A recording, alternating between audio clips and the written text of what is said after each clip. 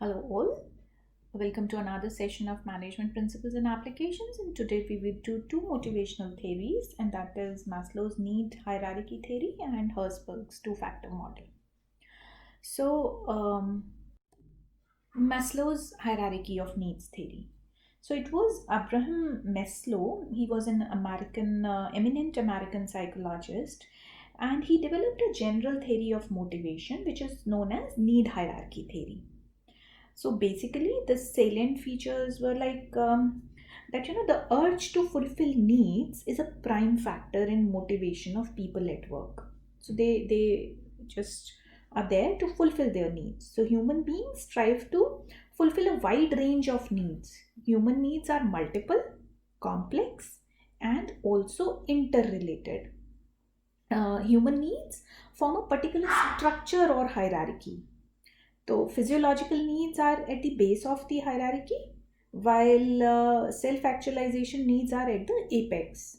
So, safety needs, social needs, esteem needs are positioned somewhere in between. As one proceeds from one base towards apex, needs become less essential.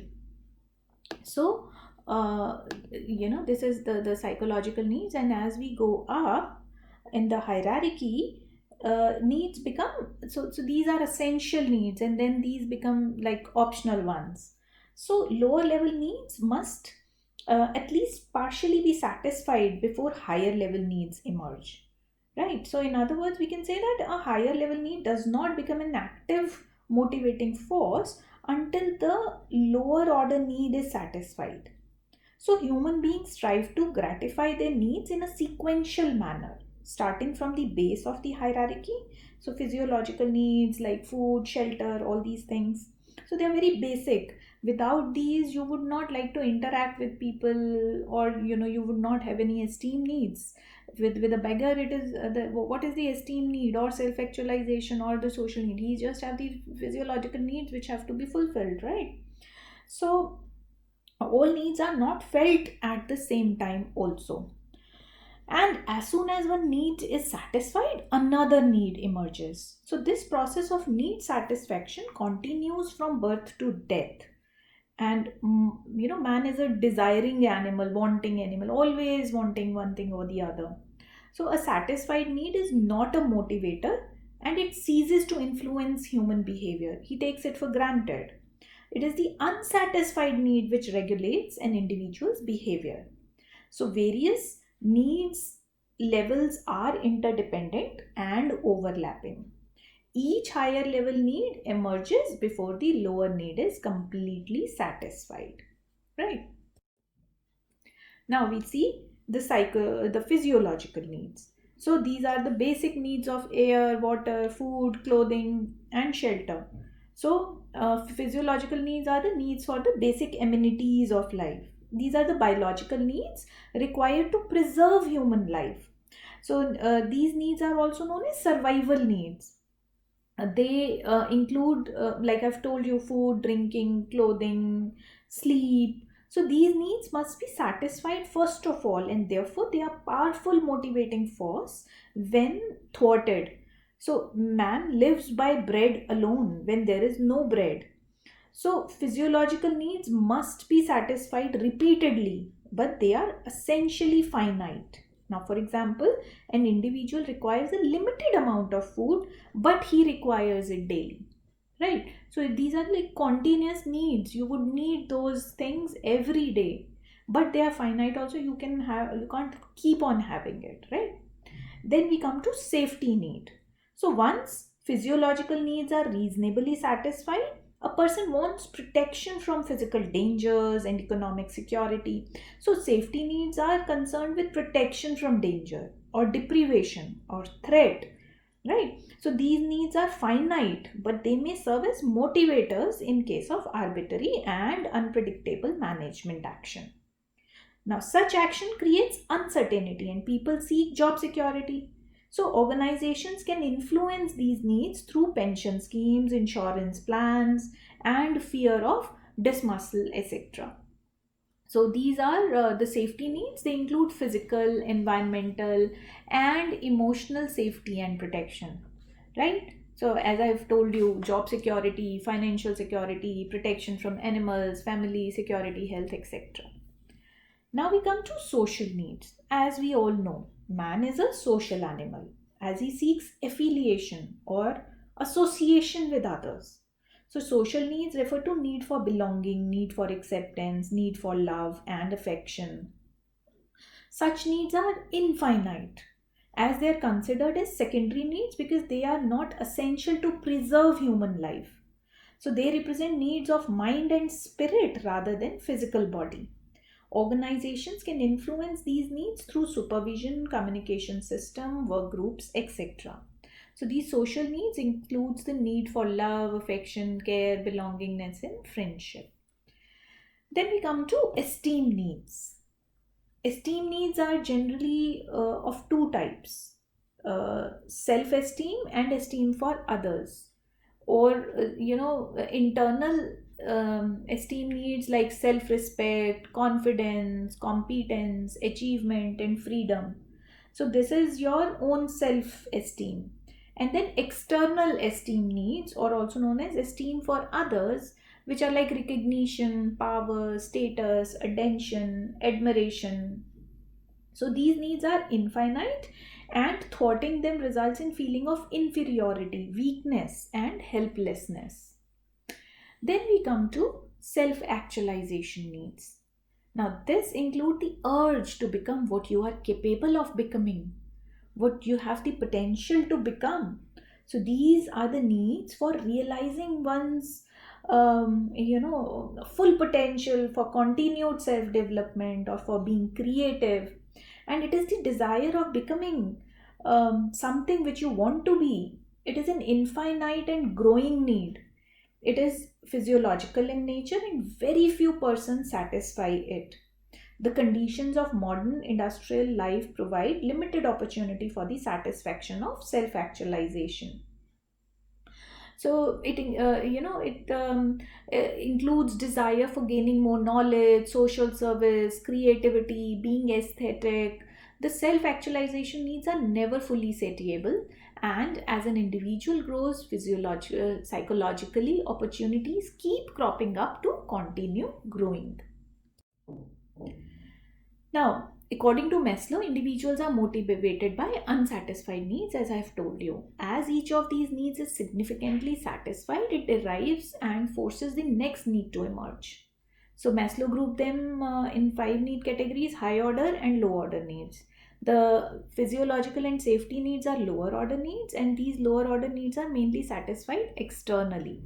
Now, social esteem, self actualization are higher order needs, and they're generally satisfied internally, that is, within an individual. So, thus, we can conclude that during boom period, the employees' lower order needs are significantly met. Now, implications of Maslow's hierarchy of needs. As far as physiological needs are concerned, the managers should give employees appropriate salaries to purchase the basic necessities of life. Breaks and eating opportunities should be given to employees. For safety needs, the managers should provide the employees job security, safe and hygienic work environment, and retirement benefits so as to retain them.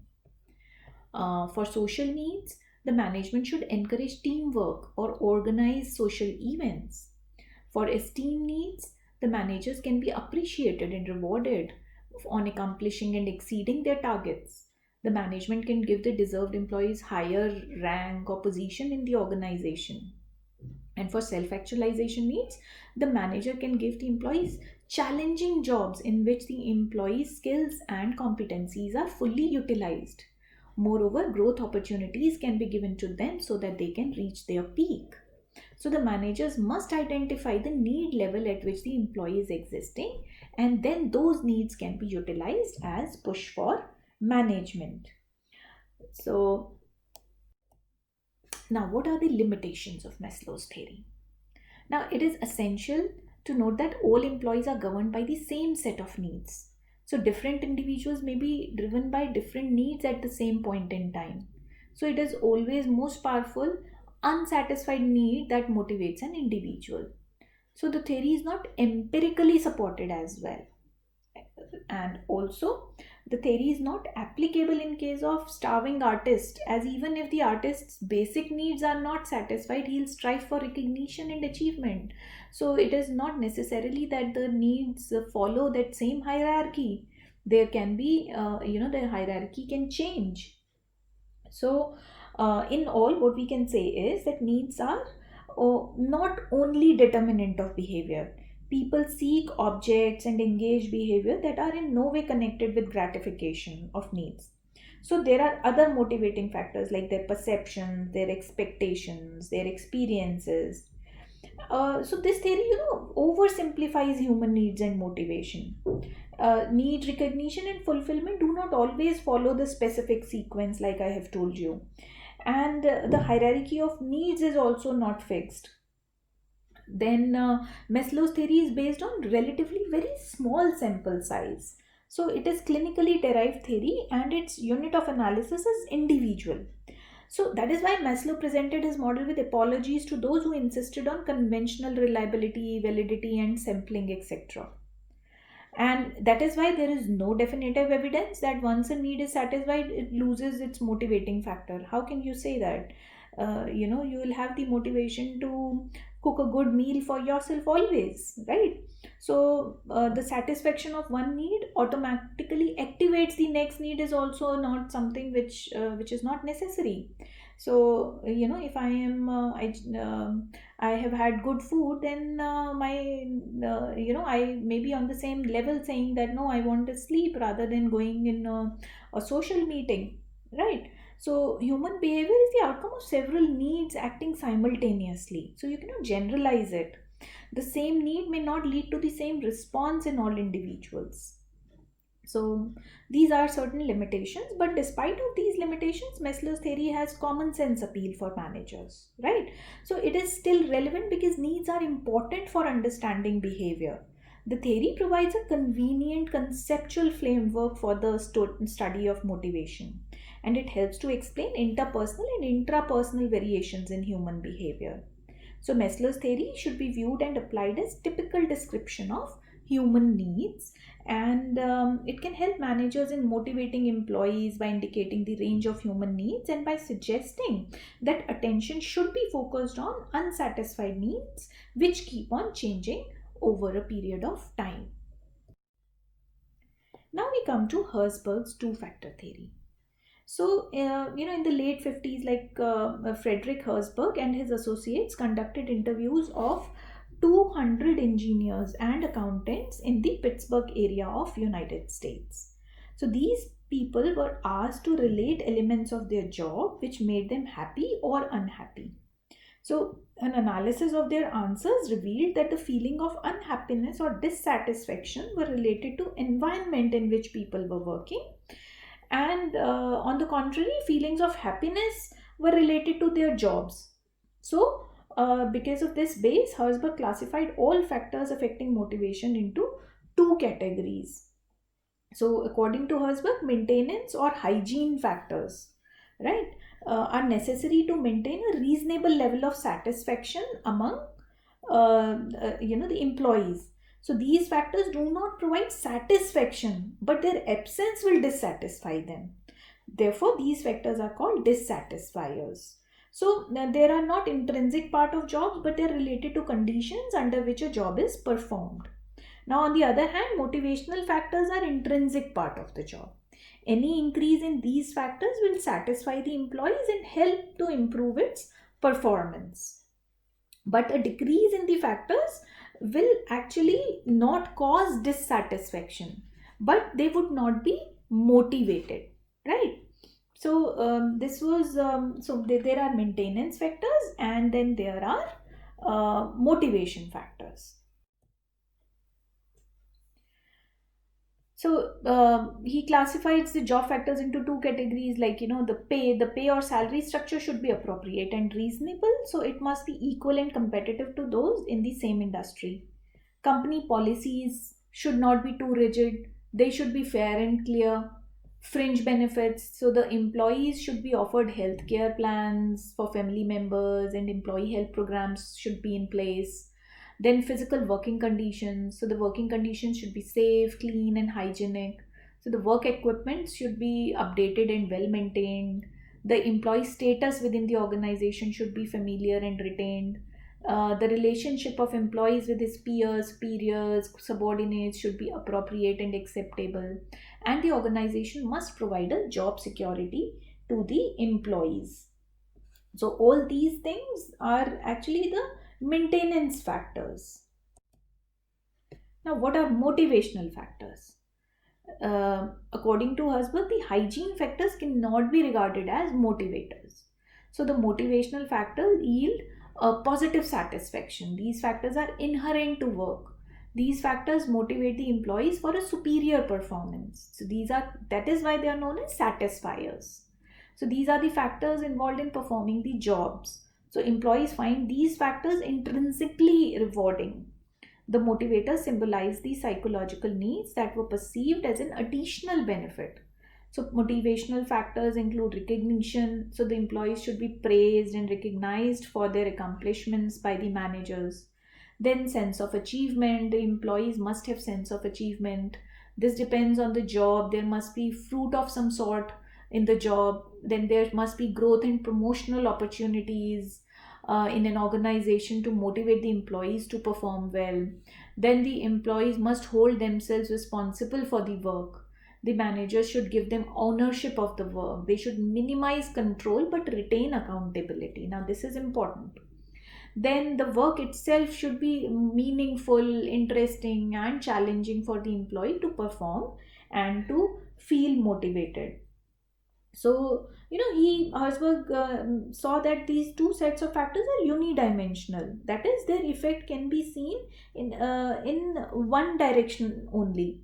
So, the potency of any of the job factors is not solely a function of nature of the factor itself, right? So, it is also related to personality of an individual who may either be a motivation seeker or a maintenance seeker. So, a motivation seeker is motivated primarily by the nature of the task and has high tolerance for poor environmental factors, whereas a maintenance seeker is motivated primarily by the nature of the environment and tends to avoid motivation opportunities.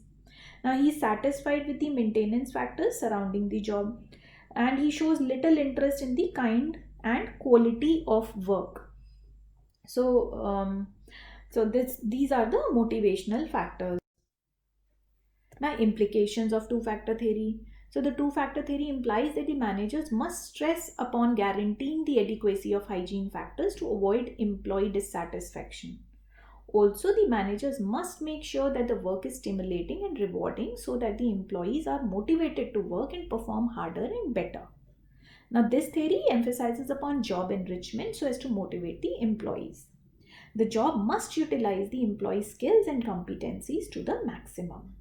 Now, focusing on motivational factors can improve overall work quality, and hence it is worth considering that the manager should know the hygiene factors and the motivation factors. Limitations of two factor theory. Now, Herzberg's motivation hygiene theory has received good attention. The one striking conclusion of Herzberg theory has been that one cannot achieve higher performance simply by improving wages and working conditions. So, this conclusion should be an eye opener to the managers who go on improving wages and fringe benefits with the hope of improving efficiency. So, Herzberg stressed upon the job as an intrinsic motivating factor, and the key to job satisfaction and high performance lies in job enrichment. So, his two factor theory has made a very significant contribution towards improving basic understanding of human behavior. Now, but what happened is that Herzberg assumed a correlation between satisfaction and productivity. But the research conducted by Herzberg stressed upon satisfaction and ignored productivity. So, the sample size was very small of 200 accountants and engineers, which doesn't represent the workforce in general. So, the other researchers have drawn results from similar studies. The theory is most applicable to knowledge workers, right? Study of manual workers are less supportive of this theory. So this theory is actually not universally applicable. Also, the theory's reliability is uncertain, and the raters may spoil the findings by analyzing some response in a different manner. So, no comprehensive measure of satisfaction was used. An employee may find his job acceptable despite the fact that he may hate or object part of his job. Then two factor theory is not free from bias, as they are inquired the sources of satisfaction and dissatisfaction. They'll blame dissatisfaction on external factors, and employee will give credit to themselves for the satisfaction factors. So the theory ignores blue collar workers, like I have told you. And also the theory focuses too much on the satisfaction rather than on performance level, right? So there is no direct link between satisfaction, motivation, and performance. Also, the distinction between maintenance factors and motivation factors are not very fixed. What is maintenance factor, like salary for a worker in United States, may very be a motivator for an Indian worker, right? So the theory ignores the dominating influences of situational variables also. So motivating and maintenance factors are not wholly unidimensional, and they operate primarily in one direction but also partly in the other direction as well. So, but despite of these all limitations, Herzberg's two-factor theory is acceptable broadly. Now, similarities of Maslow and Herzberg's theory. There are a great deal of similarities between Maslow and Herzberg. Let's see. Herzberg's model indicates that for those employees who have achieved a level of social and economic progress, higher level needs of Maslow, like esteem and self-actualization, are the primary motivators, right? So they still must satisfy the lower level needs for maintenance, but they will be motivated by esteem and self-actualization. So we can say that money might still be a chief motivator for most of the operative employees, and also for some low paid managerial people. But they would need the chief motivator can be money, but there are other motivators as well. Then Herzberg's model distinguishes two groups of factors, namely motivational and maintenance, and points out that motivational factors are often derived from the job itself. So most of the maintenance factors come under comparatively lower order needs, so the maintenance would be lower order needs, motivational would be higher order needs. So both models assume that specific needs energize the behavior of the people at work. Now we can see here the differences between Maslow and Herzberg's theory. So the higher order needs are the motivators, and the lower level needs are the maintenance factors. So both Maslow and Herzberg's model tend to oversimplify the motivational process, right? We can see that Maslow's model is formulated in terms of human needs, whereas Herzberg's model is in terms of rewards and goals. So Herzberg has attempted to refine and reinforce on the need priority model, and has thrown a new light on the content of work motivation. Herzberg has suggested that the use of hygiene factors to avoid dissatisfaction and the use of motivational factors is to improve the productivity and performance. So Maslow has given hierarchical or sequential arrangement, suggesting that any dissatisfied need, whether of lower order or higher, will motivate individuals. So this is the difference between the two. And despite of these differences, the two models actually show starking similarities in the context. So if we see that on the basis of order of needs, the hierarchical arrangement of needs is there in Maslow, whereas there is no hierarchical arrangement. Maslow's is a little descriptive, whereas Herzberg's model is a prescriptive in nature. So it prescribes that which are the factors, which are hygiene factors, which are required. If not, they will dissatisfy person, and hence you should provide all those. But if you want to motivate somebody, then there are other factors. Whereas in Maslow's, it just describes the way it is, right? And the essence of the theory. Unsatisfied needs energize behavior is what Maslow said, whereas Herzberg said that you gratify certain basic needs and you will cause good performance. Then motivator. Any need can be motivator if it is relatively unsatisfied. That is what Maslow said. But Herzberg said motivation needs are only higher order needs. Then applicability. So it takes a general view of motivational problems of all the workers, whereas it takes a micro view of the workers who are the learned workers.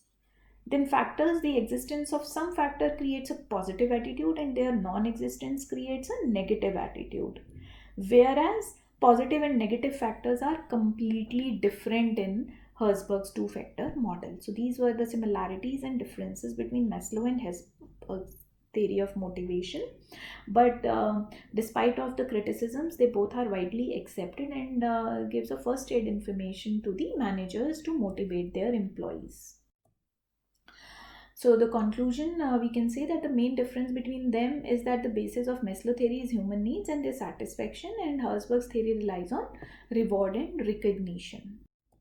Thank you so much for listening. We shall come back soon.